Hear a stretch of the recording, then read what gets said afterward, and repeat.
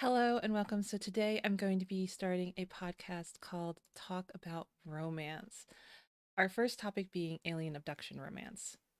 So, hi, my name is Danielle Forrest and I'm an alien romance author and podcaster. So, like I said, this is going to be the first of hopefully many Talk About Romance episodes. I'm going to be talking about topics related to the romantic genres I'm interested in, so things like alien romance, monster romance, paranormal romance, and etc. And as a disclaimer, I should warn before we really get started that this video will include themes of abduction, obviously, but also slavery, assault, etc. I won't be going into any detail on anything, but please keep this in mind if these are topics you're not comfortable with hearing about.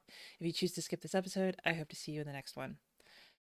As an alien romance author, it would be impossible for me to be in the genre for any length of time without coming in contact with the alien abduction romance trope.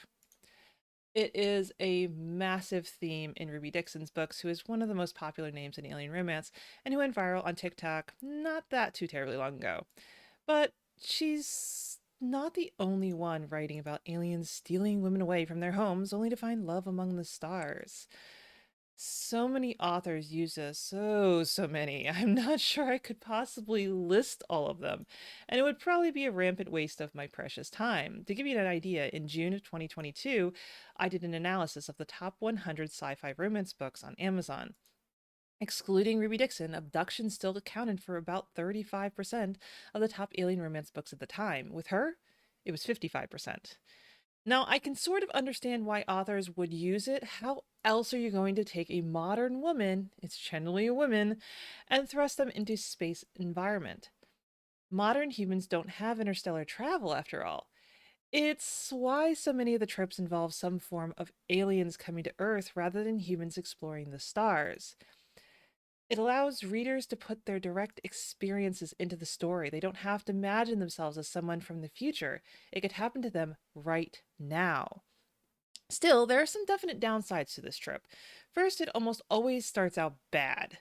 In the first Ice Planet Barbarians book, it's truly horrifying, and this is the start of a series that I would generally consider wholesome.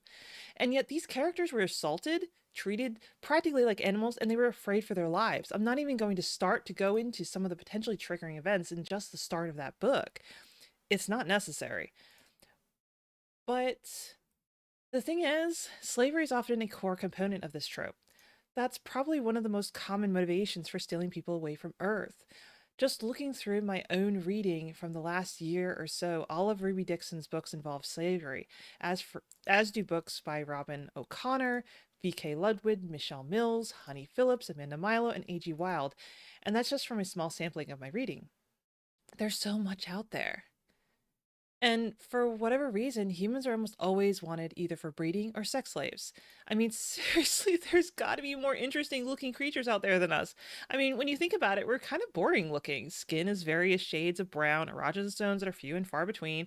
And while there's a reason people really like aliens that look like aliens, because humans are boring.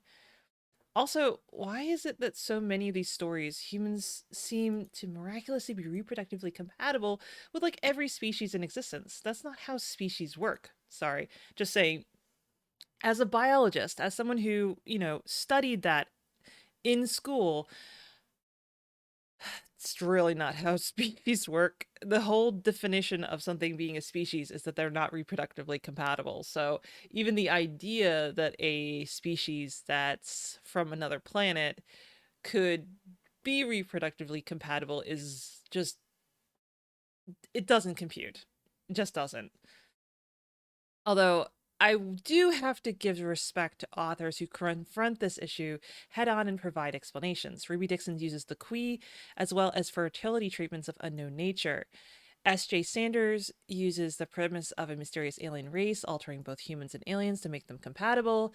Cynthia Sachs has a system related to nanotechnology in cyborgs, essentially changing the women.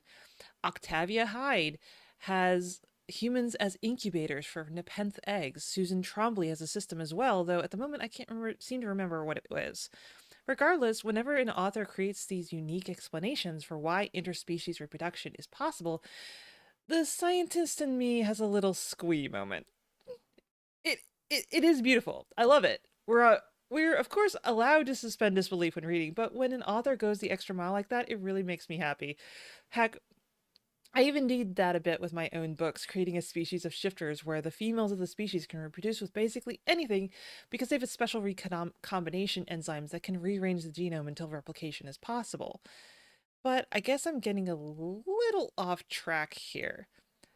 I'm really good at that, honestly. It will happen again. I guarantee it. Anyway, back to the topic at hand, alien abduction romance. Why is it so popular and what makes it so good? I gotta admit, even though I'm hesitant to write it myself, there's a certain guilty pleasure in reading it. It has a potential for a lot of darkness, and I suppose I do lean that way from time to time in my reading. I like a bit of darkness, especially when I know it's going to turn out okay in the end. I also love it when characters are in mortal peril and everything's crazy and uncertain. And what can be more uncertain than waking up somewhere different than where you fell asleep? What can be scarier than not knowing where you are and being exposed to weird looking beings that look like monsters and being fed rations that are liable to break a tooth as much as sustain you, when the very idea of your continued existence is in question? It's a solid premise. And add that in with the slavery aspect, and even the idea of being saved doesn't necessarily mean safety. You could be sold to a bad person or someone kind. You could escape only to be thrust into a society that sees you as subhuman, as someone to be captured and sold once more. With no money and no way of supporting yourself, you may very well be better off in the hands of your captors, even if that reality is horrifying. It creates a very strong feeling to the story that a happy ending is very, very far away. You become desperate for that perfect guy to come along and save the heroine because the alternative is unthinkable. Like I said, a whole lot of opportunity for darkness. But another thing I like about this trope is that even with how specific the trope is, there's a lot of variety with how it's pulled off. In Ruby Dixon's world, people just wake up into a system of slavery, sometimes saved by barbarians, sometimes bought by corsairs, sometimes dropped off on farming planets after being found in stasis. Slavery is an essential component of the world building, omnipresent, but there's also this weird dichotomy where slaves are seen as simultaneously people and belongings. Conversely, in Amanda Milo's world, slaves are put in pens right next to livestock and sold in auctions. They might be sold for sex or food or some other purpose we can only guess at. There isn't any real impression that slaves are seen as people. In fact, they're not given translators, even though that technology exists. And the only saving grace for the stolen humans is that they look similar to another alien race. It's dark and dirty, and slavery is only the basic premise justifying humans being in the world. Once they're bought out of slavery or rescued, it generally doesn't come up again. And then you have a series by Honey Phillips and Bex McLinn, where the justification for stealing humans is that many races were decimated by a disease. So many of these planets lost most, or in one case, all of their females. The people are so desperate that they don't even question where the females come from. They're willing to buy one if it means children or companionship.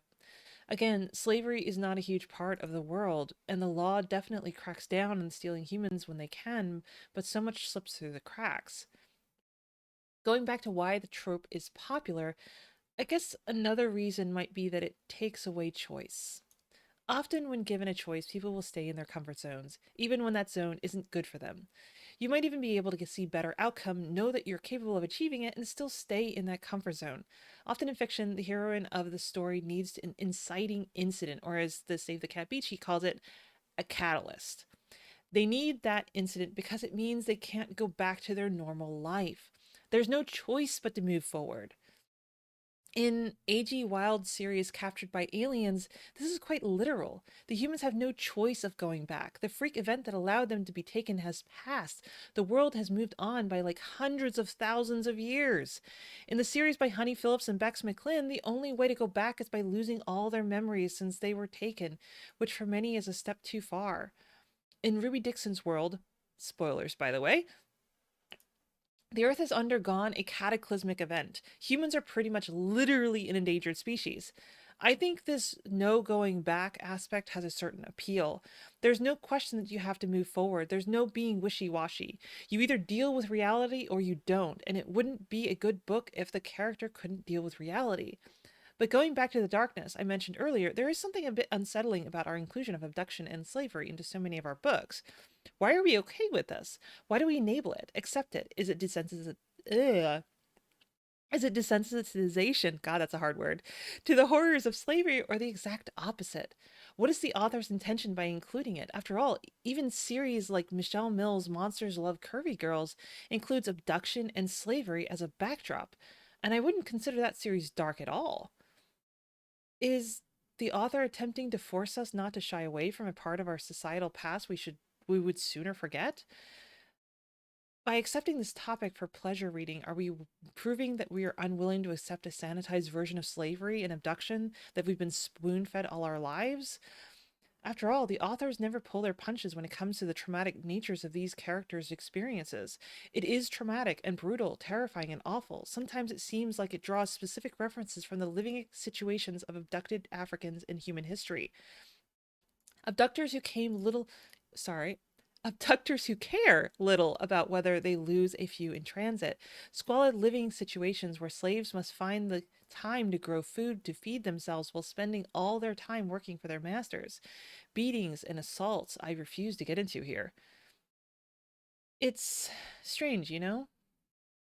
I read romances because I like knowing there's going to be a happy ending. I want that. I need it. Sometimes the world is too dark to read dark stuff for fun.